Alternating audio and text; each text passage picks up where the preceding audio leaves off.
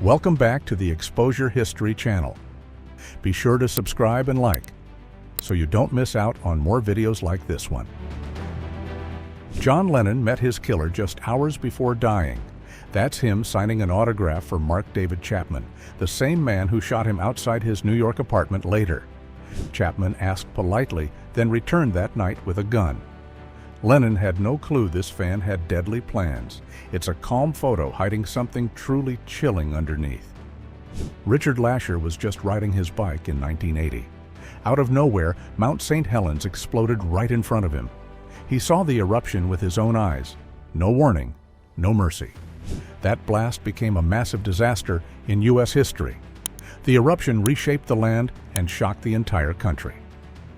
17-year-old Julianne Kupka fell 1.9 miles. She was thrown from a plane after it got hit by lightning. No parachute. This photo's from 1971, deep in Peru's Amazon rainforest. She was bruised, alone, and surrounded by jungle, but she lived. It's still one of the craziest survival stories ever. Hiroshima, 1 year after the bomb dropped. The city still lay in ruins, buildings scorched and skeletonized. This shot from August 1946 shows destruction that didn't fade fast. Even a year later, the blast's impact was painfully clear, a frozen moment of World War II's brutal legacy. This is HMS Hood's crew before their final battle, snapped on May 24, 1941, just before the Denmark Strait fight. Soon after, enemy shells hit, and the ship exploded mid-combat. The Hood sank fast, and only 3 crew members survived the blast. This photo captures their final moments of calm before tragedy struck. The guy who first saw the Titanic's iceberg was Frederick Fleet. He was just 24 and working as the ship's lookout that night. This photo was taken in 1912, right after the disaster. Fleet rang the warning bell, but it was already too late. He survived, but carried that haunting moment for the rest of his life. Nancy Wake, one of World War II's boldest secret agents. They called her the White Mouse because no one could catch her. She dodged the Nazis, led raids, and blew up supply lines. By 1945, she was on every most wanted list in Europe. Total legend, and she never backed down. In 1941, Mussolini visited a wounded soldier during World War II. The photo got censored because of the soldier's terrified face. Not exactly the heroic image fascist leaders wanted to promote. Captain Harry S. Truman before the presidency. Here he is in 1918 with Battery D, 129th Field Artillery. They were stationed near Verdun, France during World War I. Before politics, Truman was out there in the mud with troops. Hungarian soldiers cooking out in the field, 1938. This field kitchen kept the army fed during rising tensions in Europe. Hot meals meant stronger soldiers, simple but crucial for survival back then. This bride stepped out of a bombed-out home to get married. It was November 4th, 1940, and London was under constant attack. Air raids had wrecked thousands of homes, but life didn't stop. She walked past the rubble in her wedding dress, choosing hope over fear. The Blitz was tearing the city apart, yet people like her pushed on. Imagine getting ready for your wedding while bombs fell the night before. This photo captures more than a marriage. It shows grit, resilience, and a refusal to let war steal every joy. Queen Elizabeth checking out a bomber crew in 1944. She's standing in front of an Avro Lancaster, the Royal Air Force's heavy-duty aircraft. This happened at RAF Warboys Base in Cambridge, right in the thick of World War II. The Queen wasn't just waving from balconies. She was out there, meeting the flight and ground crews face to face. Can you imagine lining up in uniform with the Queen walking by? It was February, cold and tense, but morale-boosting visits like this really mattered. Major Dick Bong, with his wife Marge, sitting in the cockpit of his P-38 Lightning fighter. He named the plane after her. Marge was painted right on the nose. Bong wasn't just any pilot. He was America's top flying ace in World War II. That means he downed more enemy planes than anyone else. So this wasn't just a fighter jet, it was a love note at 400 miles per hour. Around 1954, sculptor Felix de Weldon shaping the plaster model for the Marine Corps War Memorial. Recognize the pose? It's from that famous Iwo Jima flag-raising photo. This model would later become the massive bronze statue in Virginia. It wasn't just art, it was a tribute to the Marines who fought at Iwo Jima in World War II. Every detail had to be perfect, and de Weldon spent years getting it right. Annie Edson Taylor and her cat with that barrel. In 1901, she went over Niagara Falls in it and survived. She was the first person ever to do it and lived to tell the tale. Oh, and she took her cat with her. The cat made it too. Now that's one gutsy woman and one brave feline. In 1923, Germany's money was basically just paper. This woman's dress? Made entirely of banknotes. Not fashion, just a statement. Hyperinflation hit so hard, cash was cheaper than cloth. People burned bills for heat. A loaf of bread costs millions. Her outfit says it all. When money loses value, creativity takes over. A cool behind-the-scenes moment. Inside EMI's quality control room. Staff are listening closely to the Beatles' Rubber Soul before mass production. They weren't just fans, they were making sure every note sounded perfect. No skips, no glitches, just pure vinyl magic ready for the world. A blast from 1968, a family shopping for a color TV. They're at a G.C. Murphy store, ready to bring one home. Color television was the big upgrade, no more black and white shows. It changed how families watched news, sports, and Saturday cartoons. Back then, this was peak home entertainment tech. An ice cream truck from 1921. Pretty sweet, right? It proudly says, "Eat a plate of ice cream every day." Back then, trucks like this delivered frozen treats through city streets. No fancy freezers, just old-school charm and creamy motivation. Arnold Schwarzenegger doing ballet in 1976, aiming to improve balance, posture, and control for bodybuilding competitions. He trained hard, but knew perfect form required more than lifting weights. So he stepped into a ballet studio, not just a gym. Ballet helped him master poses and move more gracefully on stage. It wasn't about dancing, it was about body awareness and discipline. Arnold said it gave him the edge over other competitors. Abby "Pudgy" Stockton lifting 135 pounds like it's nothing. She's doing a split snatch at Muscle Beach, California in the 1940s. Back then, women lifting weights was rare and often frowned upon. But Abby didn't care. She changed the game with pure strength and grace. Crowds gathered just to watch her dominate the weightlifting platform. She helped make Muscle Beach famous and inspired countless future lifters. Magazines called her the Queen of Muscle Beach, a true trailblazer. Arnold ruled the bodybuilding world in the 1970s. He crushed competitions and took home multiple Mr. Olympia titles. His size, focus, and charisma made him a fan favorite, fast. But Arnold wasn't stopping at muscles. He had bigger plans in mind. Soon, he started turning heads in Hollywood with his bold screen presence. That perfect mix of brawn and charm launched a new career. He went from posing on stage to starring on the big screen. By the 80s, Arnold became a global movie icon, unstoppable and unforgettable. Mr. T wasn't always a TV tough guy. In 1975, he served in the U.S. Armed Forces with pride. He stood out for raw strength, sharp discipline, and serious work ethic. Military life shaped the grit and confidence we all recognize today.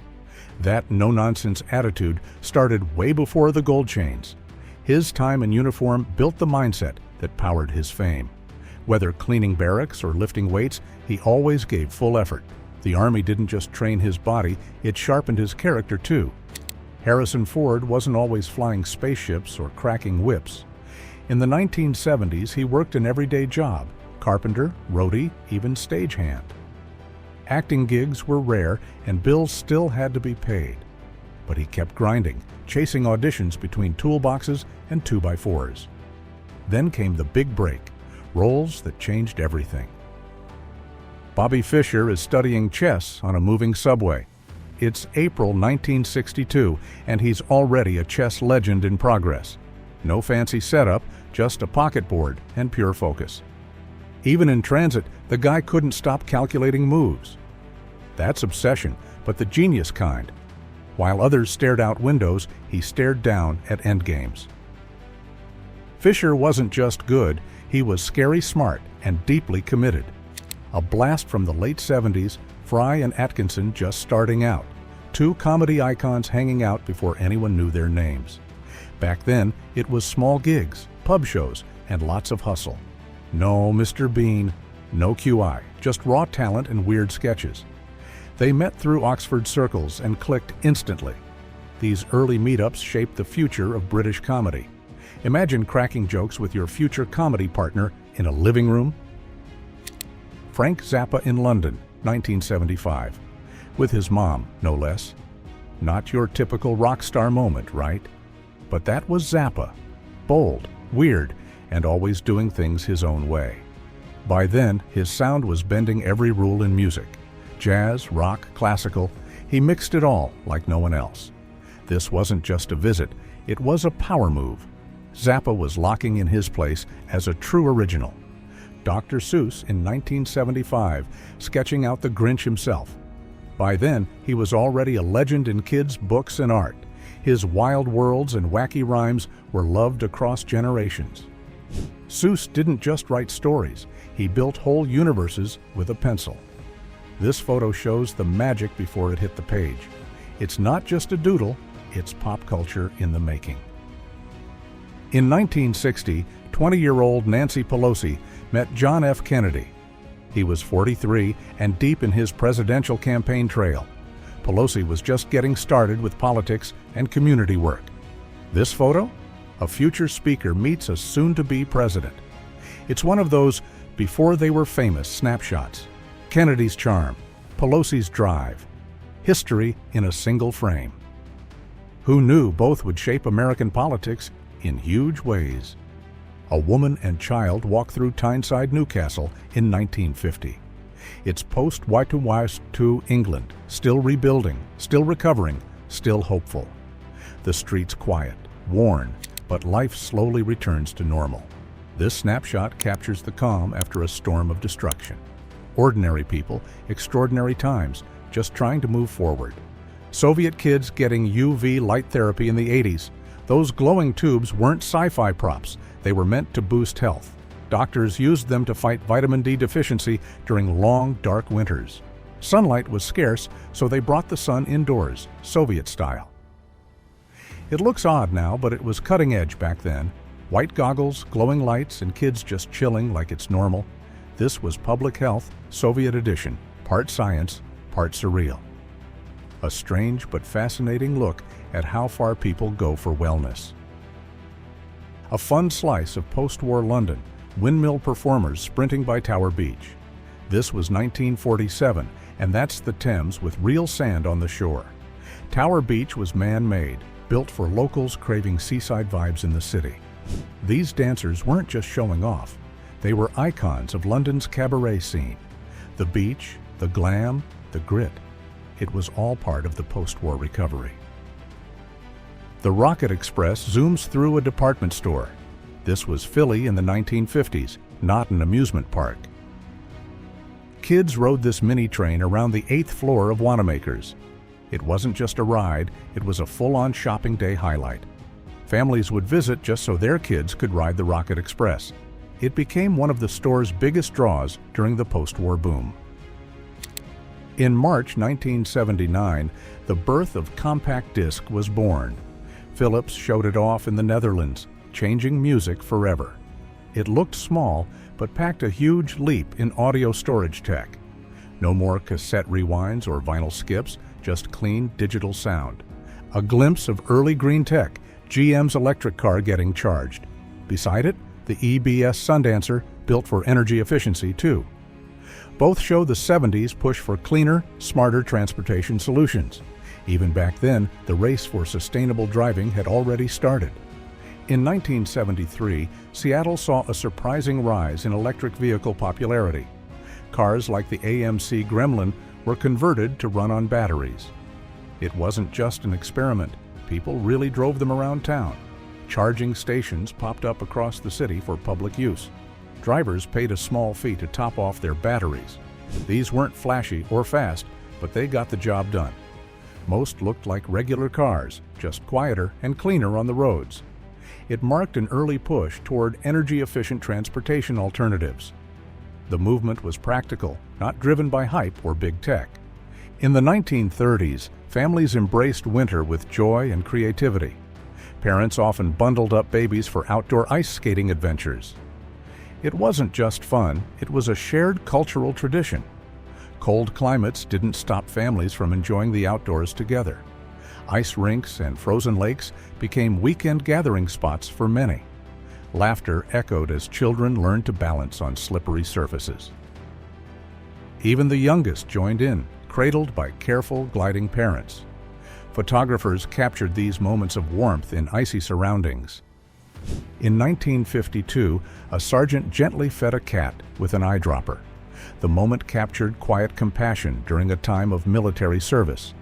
Soldiers often adopted animals as mascots for comfort and morale. These small creatures offered peace amid the chaos of duty. Feeding a cat reflected more than care, it showed shared humanity. Mascots became symbols of hope in camps and on bases. Many service members bonded deeply with animals they rescued or raised. Photos like this reveal tender sides of life in uniform. In May 1938, families worked through chores in rural Georgia communities. They washed clothes by hand in places like Irwinville Farm Settlement. The area was created to help struggling farmers during the Great Depression. It was part of Roosevelt's New Deal to ease rural poverty. Families received land, supplies, and training to become self-sufficient again. Women handled laundry outdoors, while men tended to fields or livestock. Children often helped, turning chores into a family effort. Life was hard but filled with cooperation, resilience, and determination. These settlements were lifelines for many displaced or impoverished Americans.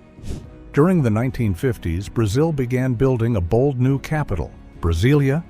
It rose on the Central Plateau, far from the crowded coastal cities. The project was led by President Juscelino Kubitschek's vision for progress. Architect Oscar Niemeyer and planner Lucio Costa shaped its futuristic design. Concrete structures and sweeping curves defined the city's modernist aesthetic.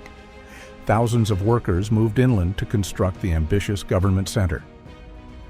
By 1960, Brasilia officially replaced Rio de Janeiro as Brazil's capital. It symbolized national unity, development, and a break from the colonial past. Students at Tehran University embraced a vibrant academic and cultural atmosphere.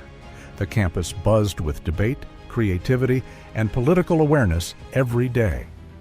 By 1971, Iran was rapidly modernizing under Shah Mohammad Reza Pahlavi. Education reform led to new opportunities in science, literature, and the arts. The university became a hub for progressive thought and intellectual exchange. Women and men studied side by side in growing numbers across disciplines. Global ideas mingled with Iranian identity in classrooms and lecture halls. Student movements pushed for freedom, justice, and democratic participation in society. In the 1940s, Chicago, kids strolled together through tight-knit neighborhood streets.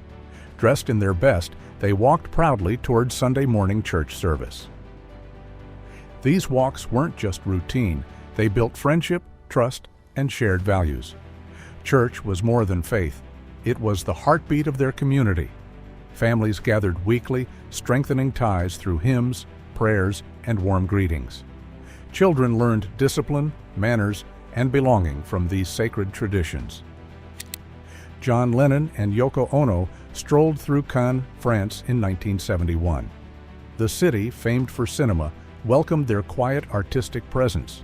They walked hand in hand, blending fame with everyday moments by the sea. Cannes, known for glitz, felt serene under their thoughtful steps. No red carpet, just cobbled streets, calm skies, and curious onlookers.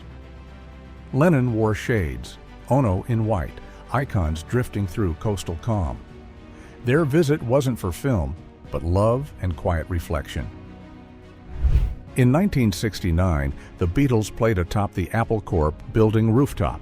The unannounced performance surprised pedestrians and nearby office workers below. It was cold and windy, but the band played with energy. John wore a fur coat. Paul tapped his foot to the rhythm. George stood steady, focused. Ringo smiled behind his compact drum kit. The sound echoed across London streets, causing crowds to gather. People stopped mid-step, staring upward toward the unforgettable rooftop scene. In 1973, Young Frankenstein began filming under director Mel Brooks' vision. The cast featured comedic talents like Gene Wilder and Madeline Kahn. Their chemistry and timing turned every scene into something unforgettable. Marty Feldman's wide-eyed stares became instantly iconic and endlessly quoted. Terry Garr brought charm and wit to her memorable supporting role. The black and white cinematography honored classic horror while adding hilarious parody. Even behind the scenes, laughter echoed between takes and camera setups. In 1913, London, a gentleman sat proudly inside a zebra-drawn carriage. Using exotic animals symbolized wealth, eccentricity, and social standing. Zebras, rare in Britain, fascinated the public and represented colonial reach. This unusual choice for transport wasn't practical, but drew massive attention. The sight of a zebra on city streets sparked amazement and curiosity. It reflected Europe's fascination with foreign wildlife from colonized regions. In 1928, Winston Churchill built a small cottage for his daughters.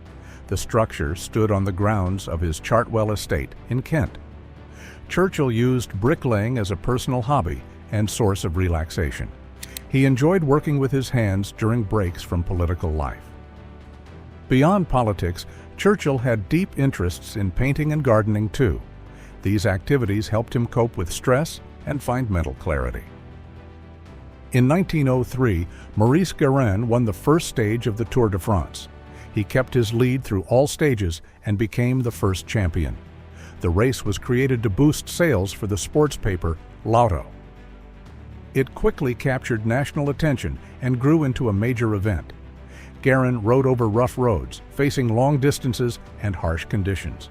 Competitors cycled day and night with minimal support or rest stops. His victory made him a national hero and inspired future cyclists. In April 1947, George H.W. Bush cradled his young son, George W. Bush. The photo was taken in New Haven, Connecticut, during a quiet family moment. At the time, George H.W. Bush was attending Yale University post-war. He had recently returned from serving as a Navy pilot in World War II. The Bush family lived in the city during his undergraduate years there. Little George W. would later follow in his father's footsteps in politics. This simple scene captures a future U.S. president being held by another. In 1910, British tourists posed before the Great Sphinx in Giza, Egypt.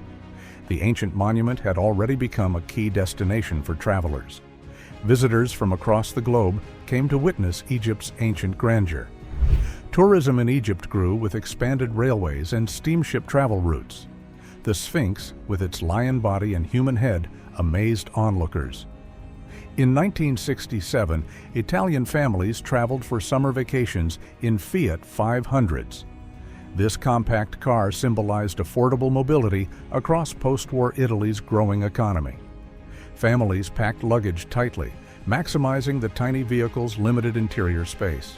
Road trips became a joyful tradition, linking cities, coasts, and countryside towns. The Fiat 500 was efficient, economical, and easy to park in any location. Its rounded design and bright colors added charm to busy roads. Children waved from back seats while parents navigated narrow, scenic roads. In 1946, dress codes strictly regulated behavior, even at public beaches. At Rockaway Beach, a woman was fined for swimwear deemed inappropriate. The charge was indecent exposure, reflecting the era's moral expectations.